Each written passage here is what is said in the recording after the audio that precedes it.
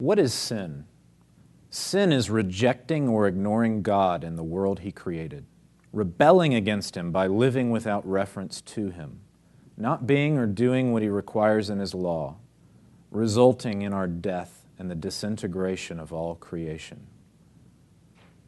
One of the most profound biblical texts that speaks so pointedly about the nature of sin is Numbers 14. At this point in the story, the Israelites have been freed from Egypt.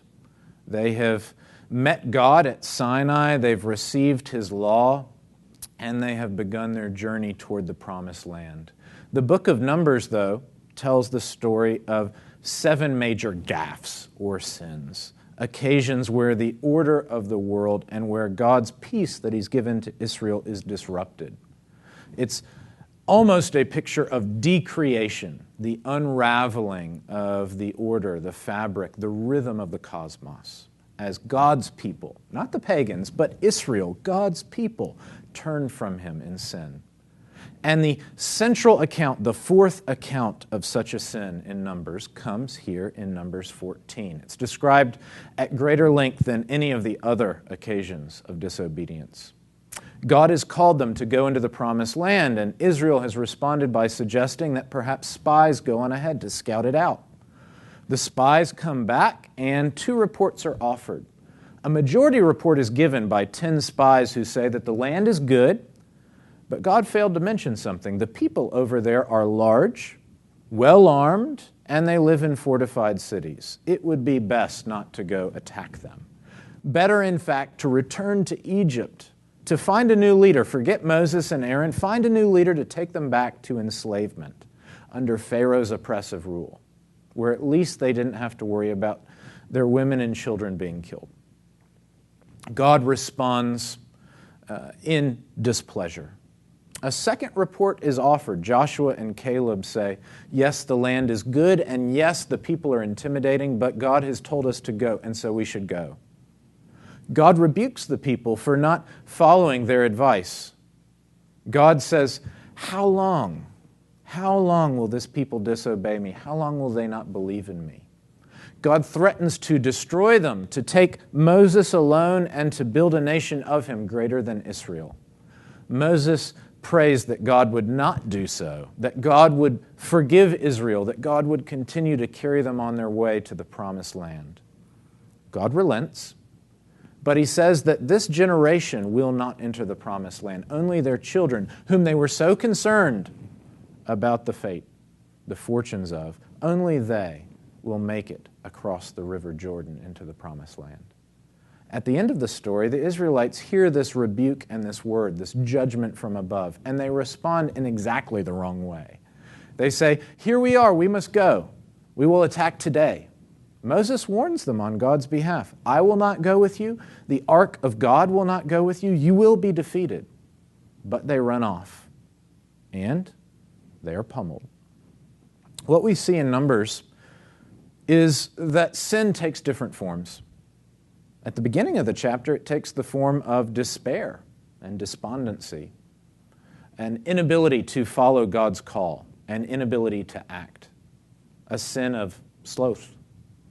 At the end of the chapter, it takes the form of presumption and pride, of going off and doing that which you believe will surely be successful, even though you're being warned by the wise, all-knowing God. Of course, we see these sins don't appear only here.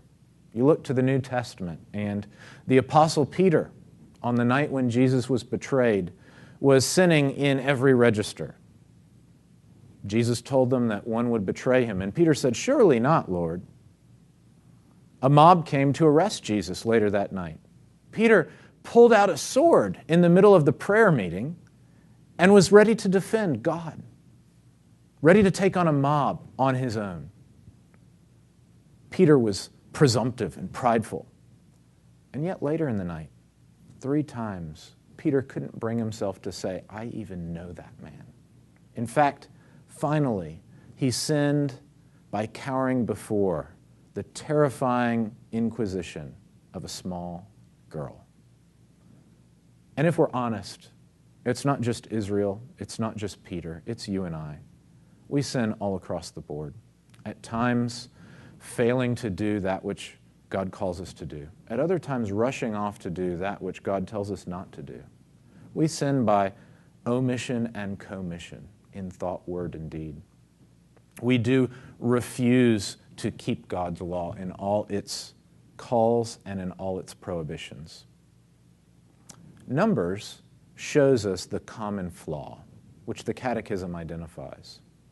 Numbers, between the sin of despair and that of presumption, has a common diagnosis. God says, how long will they not believe in me? You see, Israel's problem was that they were assessing the strategic situation as if God and His promise didn't exist.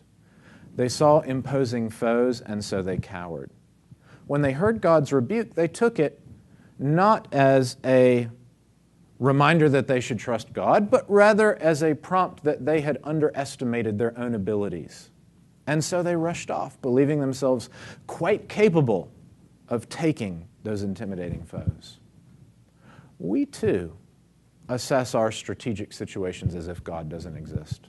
That's what the Catechism's getting at in this question. Sin is living without reference to God.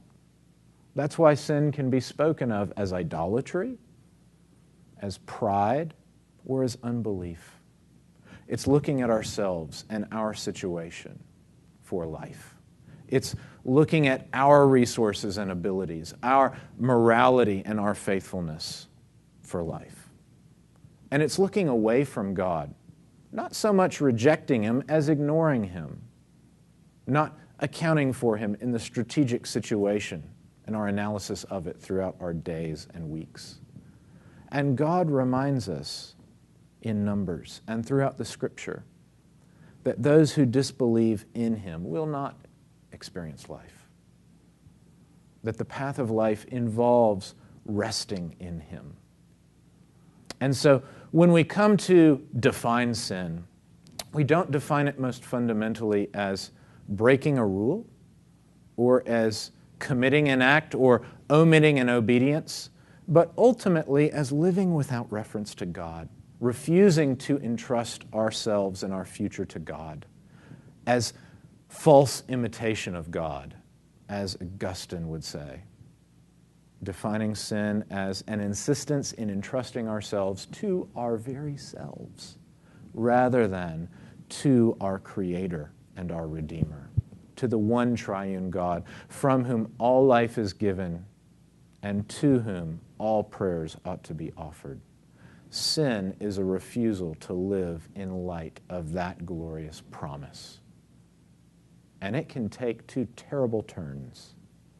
If we look at ourselves, irrespective of God, and find ourselves to be incapable or flawed, sinful or unpromising, we will, like Israel, despair, and we will sit, and we will even turn to enslaving oppressive powers like Pharaoh in Egypt.